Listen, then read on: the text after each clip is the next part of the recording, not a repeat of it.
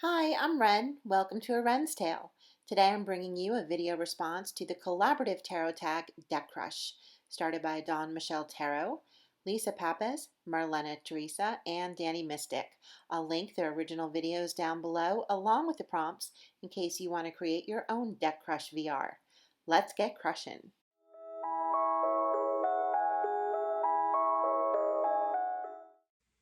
The first prompt is The Fling, a deck with which you had a short period of wild times. I chose the Housewife Tarot by Paul Keppel and Jude Buffum.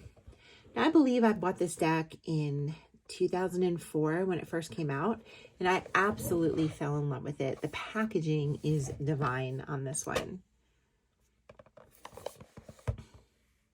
There's just so many details to give it that retro feel.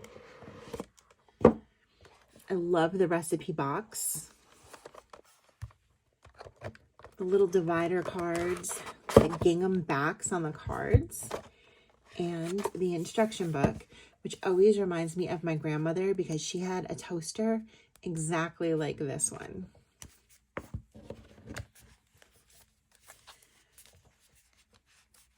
The artwork on the cards is too precious.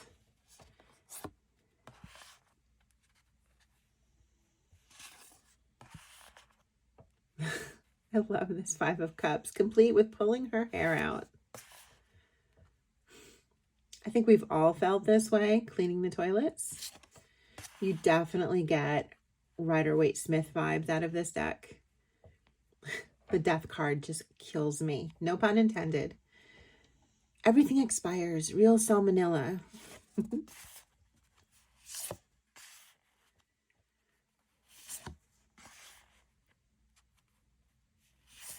This card also reminds me of my grandmother. She used to take ceramics courses when she was first married, and she did a lot of plates, not like these, but she did a lot of plates that we still have today. She was mastering and honing her skill too. This is probably my favorite Three of Swords.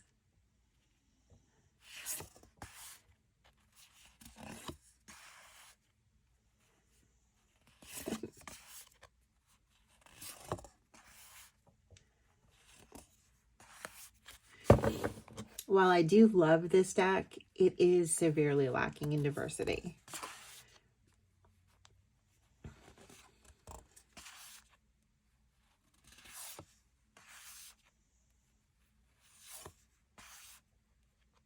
That being said, it is a deck that I do take out every once in a while, maybe every couple of years if I see them show from the 40s or the 50s.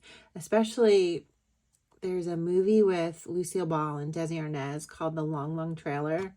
That movie reminds me of this deck. I don't know why. I mean, it's the same era, but it's just whenever I watch that movie, I pull this deck out.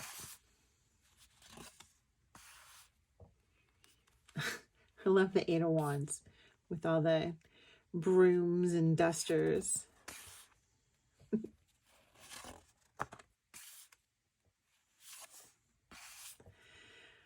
And this Devil card.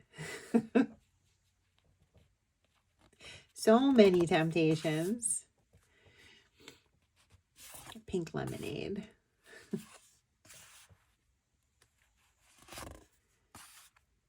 And the instruction book. Even though it's small, it has quite a bit of information in it. Keywords, a little blurb on each card. Let's see, let's find one. Okay, let's look at the Five of Cups. The keywords are, see, are you able to see that? The keywords are emotional loss, pessimism, and closure.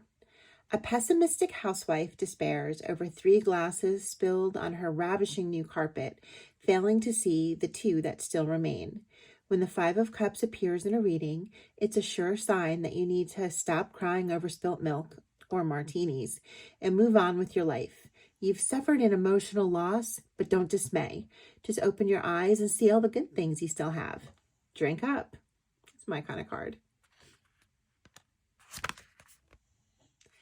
The second prompt is Puppy Love, a deck with which you were infatuated but couldn't make a long-term commitment to. And sadly, that deck for me is the Muse Tarot. And I feel so guilty saying that because I want to love this deck. I truly do.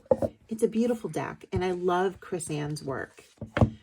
I love her other decks. I have the Light Seers Tarot and the Tarot of Curious Creatures, and I love both of them. I connect to both of them. For some reason, I don't connect to this deck. The artwork on the back of the cards is beautiful. The cards themselves are beautiful. You'll notice this deck is in order because when I was putting together the decks for this video and I flipped through this deck, I thought, oh, maybe I need to give it a second chance.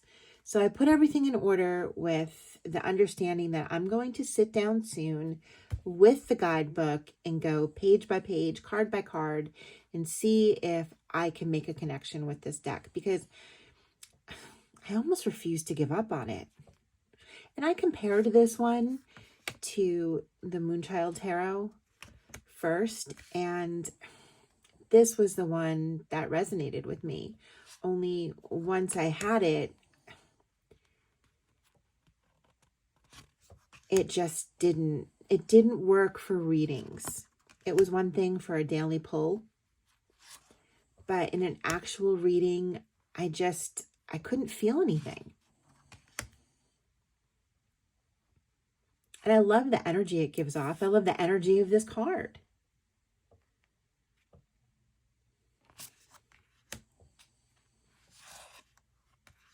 And I love this Hermit card.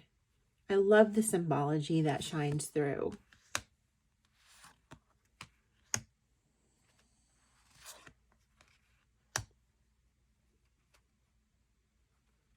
And I love that this deck uses muses. I love so much about this deck. You'll hear me say, I love this and I love that about this deck. And I don't understand why I can't connect to it because I do love so much about it. But sadly, it was puppy love for me. This is my favorite moon card, I think, of every deck, of any deck that I have. And again, I don't understand why I can't connect to it.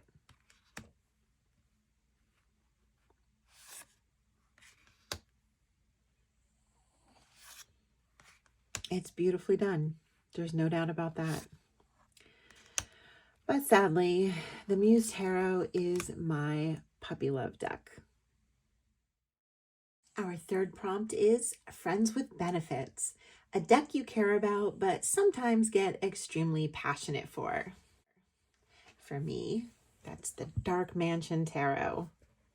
I love everything about this deck. From the artwork, to the colors, to the rose petal finish, even though it's almost impossible to shuffle. I love the detail of these cards. I love the expressions on their faces.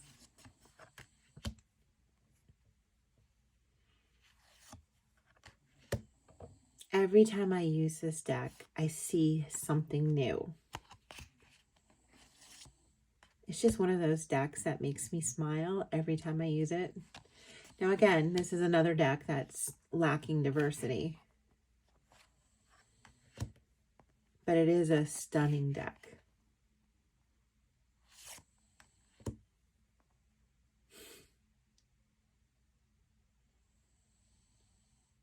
I could spend all day looking at this deck. I love the look on his face. The characters. You can tell there was so much thought put behind every card.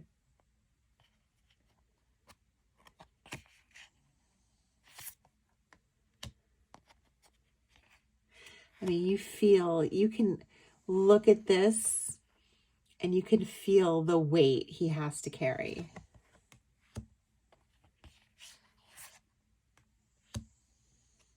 Just a charming little deck. This hermit. This hermit is too much.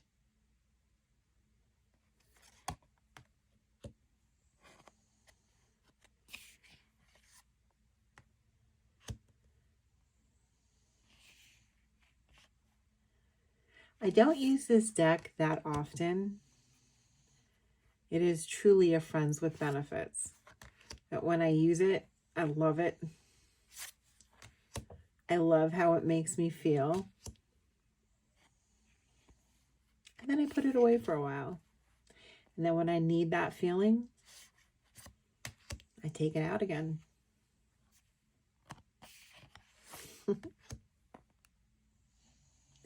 So this is my Friends with Benefits. The Dark Mansion Tarot by Taroteca Studios. Our fourth prompt is Love at First Sight, a deck you loved from the start. That was an easy one for me. Forest of Enchantment Tarot. I love this deck. I love everything about this deck. It was gifted to me by my best friend, Anna, who I learned I have to be very careful what I say around, because if I mention that I like a tarot deck, it will show up at my door. So now I have to be very vague when I talk to her about all things tarot. Now, this deck was created by,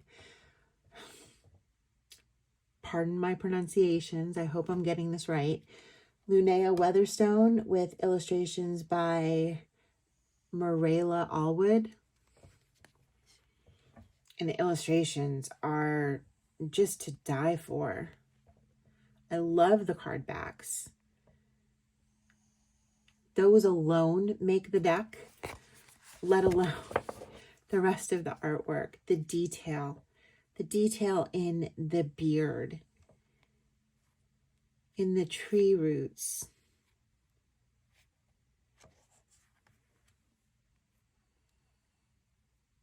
You can see every line in the hands,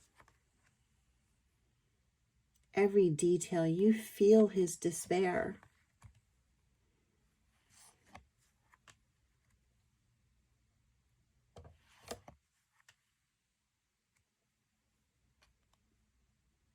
I love that the world in this deck is called the Wide World.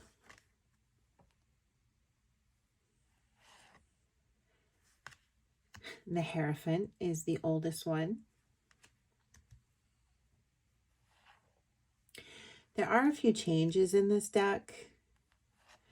The suits have been renamed and the court cards have been renamed. So there was a little bit of a learning curve. The wands are spells, the cups are visions, swords are challenges, and pentacles are boons. And when it comes to the court cards, page is a child, a knight is a seeker, the queens are weavers, and the kings are keepers. Like, this is the weaver of spells, which is the Queen of Wands.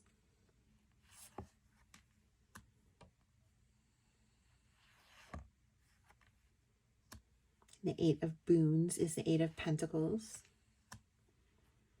I love this Strength card. I just love all the detail. You have the fur, the foliage.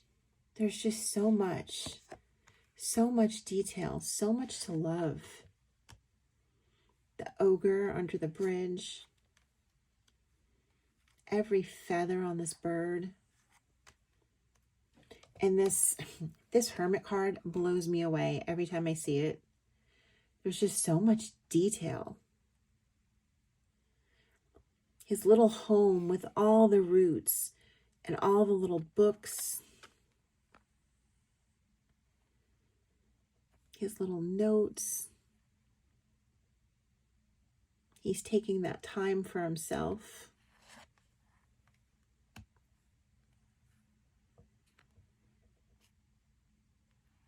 This deck reminds me so much of my favorite book, The Wind in the Willows. It just makes me want to jump into the story.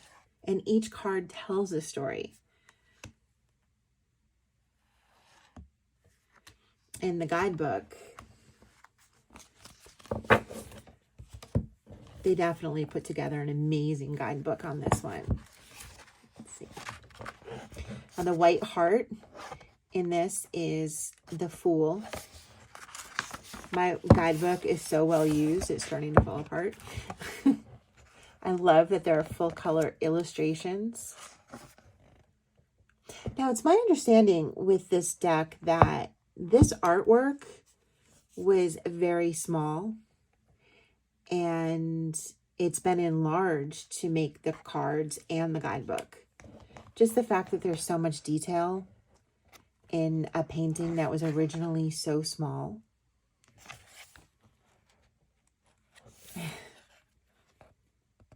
Just everything. There's just so much. And the expression on their faces.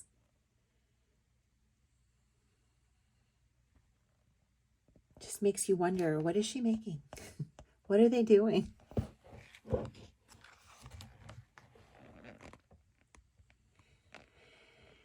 For me, this deck is a warm hug on a cold winter day. It's my hot chocolate and marshmallows.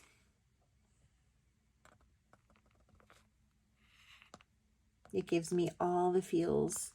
It takes me back to when I was a little girl and my mom used to read The Wind in the Willows to me.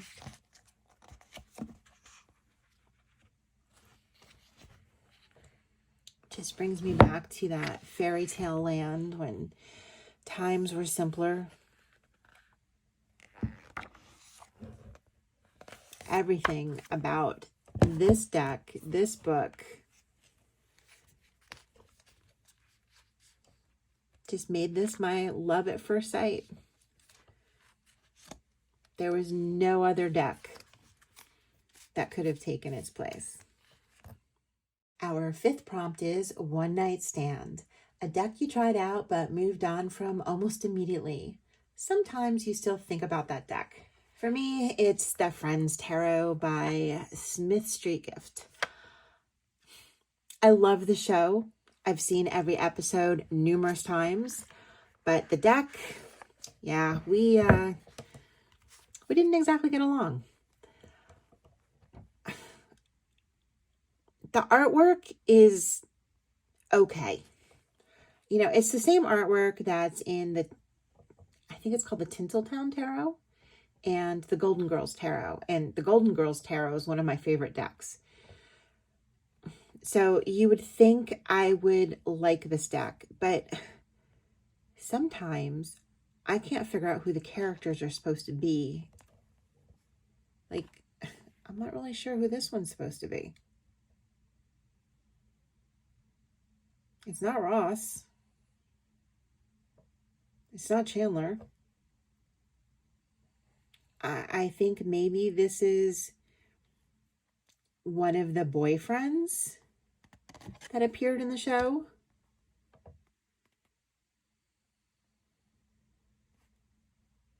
I mean, I remember the episode this was from. It was a Thanksgiving episode, but that does not look like Rachel. I get Monica from this one.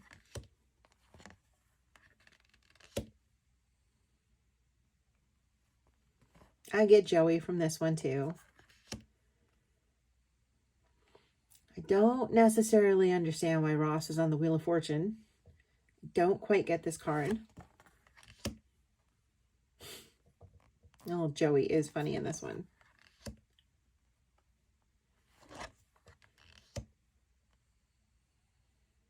Now, I think this was Ross's wife, the British one, whose name escapes me at the moment. I think that's who this is supposed to be.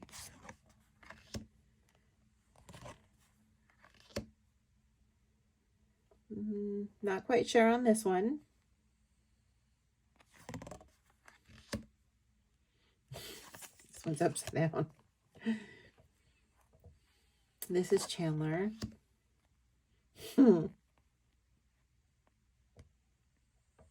My mom would love this card because Tom Selleck is one of her favorite actors.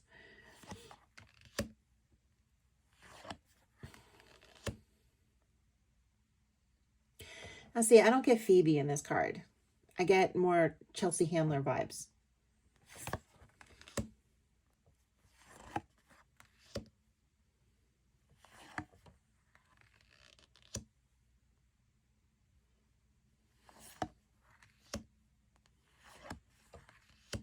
Oh, I definitely see Phoebe here. And I get Rachel here. But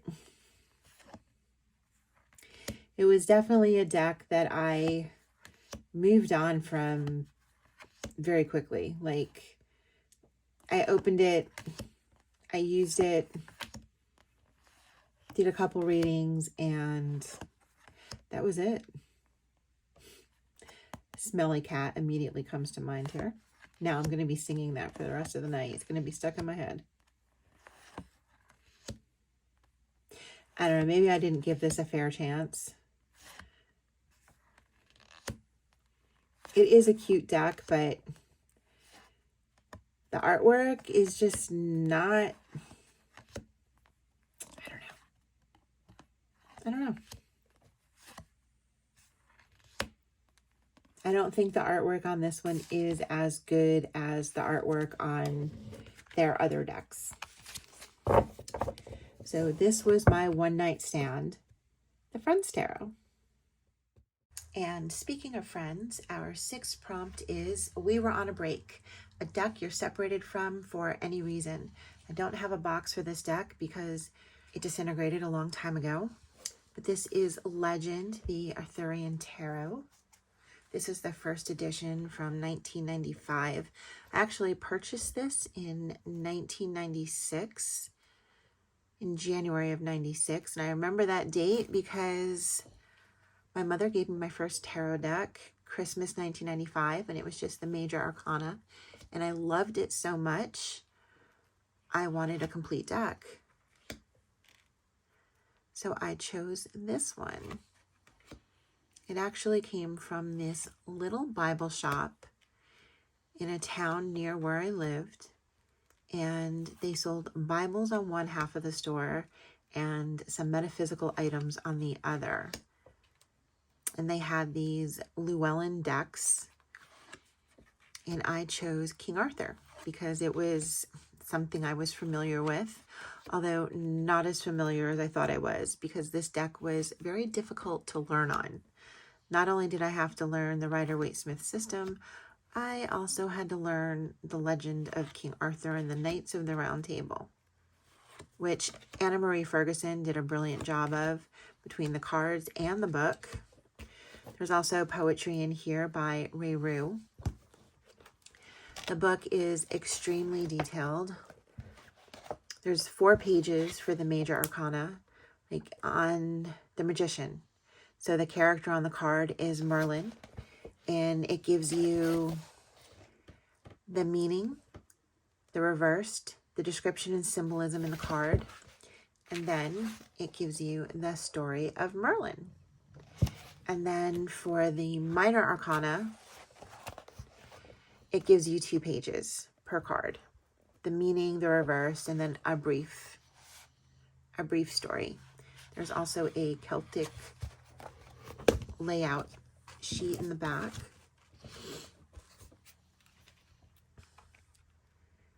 But this deck just spoke to me. I was immediately drawn in by the artwork.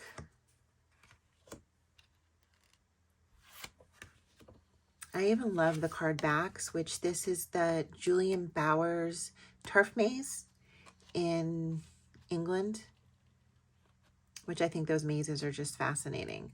And I love that Anna Marie Ferguson chose this for the card back. It ties into the deck beautifully. Now this deck and I have seen some things. This was my sole deck for 5 or 6 years. And once I picked up some other decks, I put this one away and never really revisited it. Not for any particular reason. I just put it aside, probably because I want to preserve it. I am a very gentle shuffler, and I like to keep my decks for as long as possible. That's why this one looks like it's in such good shape.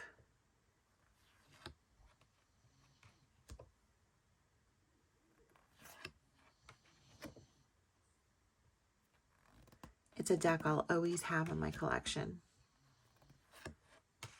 It brings back so many memories. It's also giving me the urge to watch the movie Excalibur.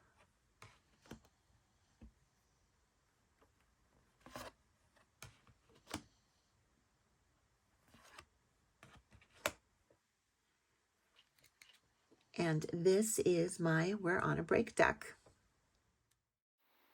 The 7th prompt is Marriage Material, a deck that has proven its value to you. For me, it's the Naked Tarot by Jillian C. Wilde. And this was a deck that I passed up repeatedly because I was not drawn to it. It just didn't make sense to me. It reminded me too much of the Wild Unknown, which didn't make sense to me either. Even though I was in love with the artwork of the Wild Unknown, I just felt this was too similar to that, and I just didn't care for it.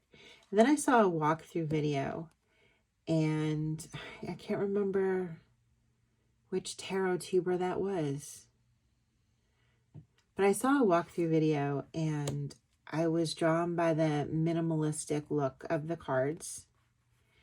And I mistakenly thought minimalistic was simplistic, which couldn't have been further from the truth, because these cards are packed with symbology, not only Rider-Waite-Smith symbology, but there's an alchemy symbol at the top of each of the minor arcana that is associated with the corresponding suit or element. Like, here's fire, here's water, and earth.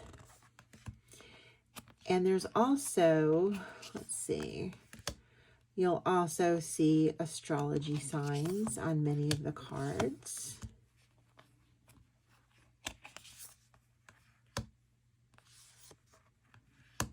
You have the South Node here. You have Aries there. There's a lot of depth to this deck, but most importantly for me, there was a raw truthfulness that comes from this deck that I needed, that I still need. I think everyone needs that one deck that's very honest with them. And this is that deck for me. I spent a long time with the guidebook when I first received it. I read it from cover to cover because I wanted to know more about why she chose each familiar. And what I love about the guidebook, let's go to that for a second. In the back, it actually explains each familiar and gives you a description. Let's see, we have the High Priestess here. Let's look for her. Okay, so here's our High Priestess. The High Priestess, the owl embraces the integration between the female and male essence in its purest form, represented by the gender symbols. The wise owl sits in silence, pondering the decisions that need to be made, guided by the hand of Hamsa, providing protection from invading forces. It uses its intuition for guidance. The owl is perched under the light of the moon in, hold on, touch with its subconscious workings and inner wisdom. And since we're on that card, let's go to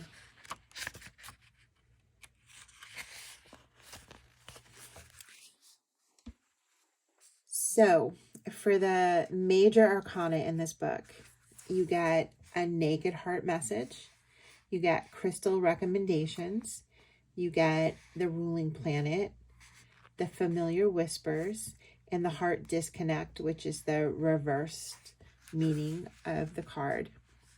So since we're on the High Priestess, you have a few key words: inner voice, intuition, secrets revealed. The naked heart message is, I trust the path I am on, as I am strongly connected to my inner voice, intuition, and the desires of my higher self. With years of wisdom that have passed through me from lifetime to lifetime, the secrets that are locked within my heart and subconscious are a trusted source of knowledge. The connection between my third eye and heart are strong. With the steady stream of light flowing between them, they reveal my inner secrets to me. This knowledge guides me forward, so I stay aligned with my higher self and closely aligned with my path. The world speaks to me through signs, symbols, and synchronicities, none of which go unnoticed or unclaimed. And the owl familiar whispers, trust your instincts and intuition. The truth will be illuminated. I love the messages in this book. I love the intuitiveness of these cards. This is a deck that, while it does have Rider-Waite-Smith symbology, it's also a very intuitive deck. I feel this deck speaks to me in ways I've never had a deck speak to me. It's also a deck that, how do I word this? It's opened spiritual doors for me. I've lost a lot of family in the past few years, and this deck has helped me connect with them in a way that no other deck has even remotely come close. When I work with this deck, I feel their presence. And that alone, to have that, to feel that, if you've never experienced it, it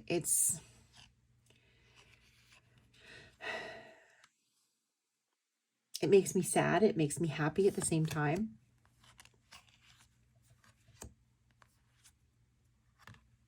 It's just, I feel them when I use this deck, and that's the reason why this deck is marriage material for me. It's a deck I can't live without, and I'm glad I opened my eyes and took the time to learn more about this deck and didn't continue to pass it up. This is my marriage material, the Naked Heart Tarot. And the 8th and final deck is Happily Ever After, your true love in a deck.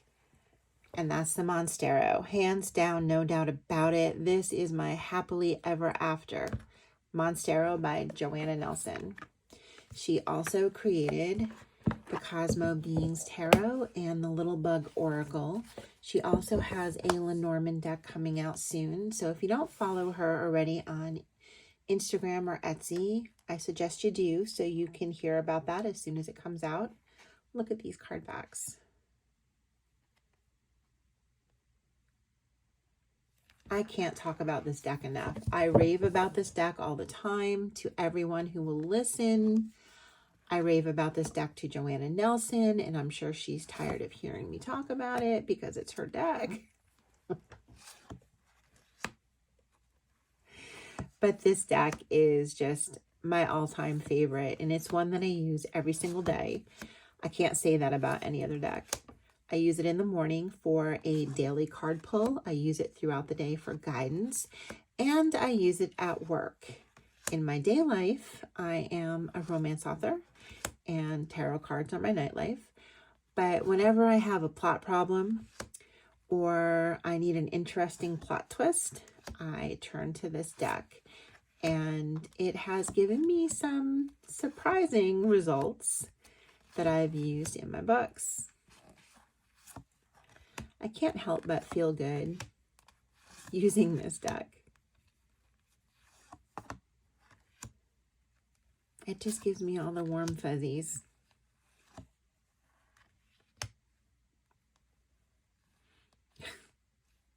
I love this card.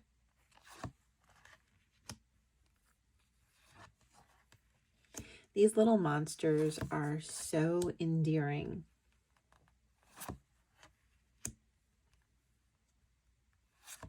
I love their quirkiness. I love the art style. I love the Rider-Waite Smith symbology that Joanna worked into the cards.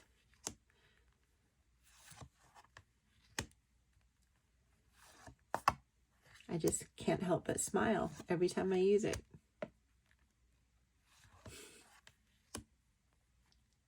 Look at that fool.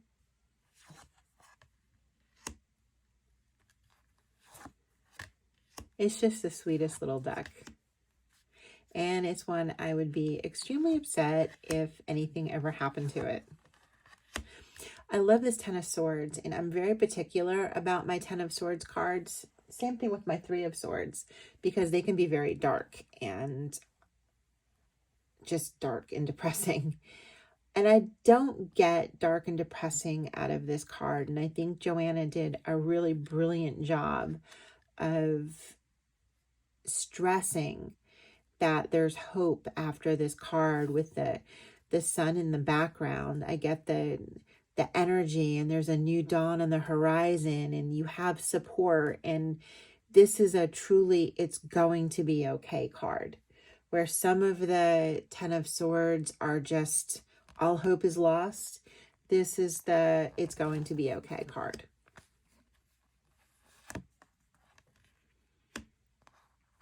I love the little creatures. Yep, he's not having it. I love the creativity of this card. I love the creativity of all these cards.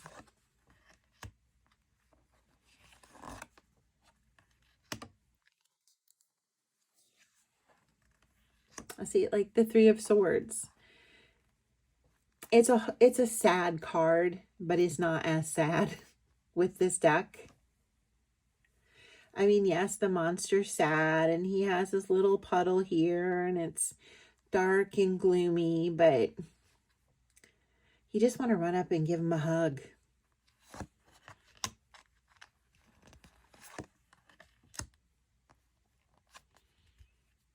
This Tower card is too cute. The whole deck is too cute. It's just so much fun.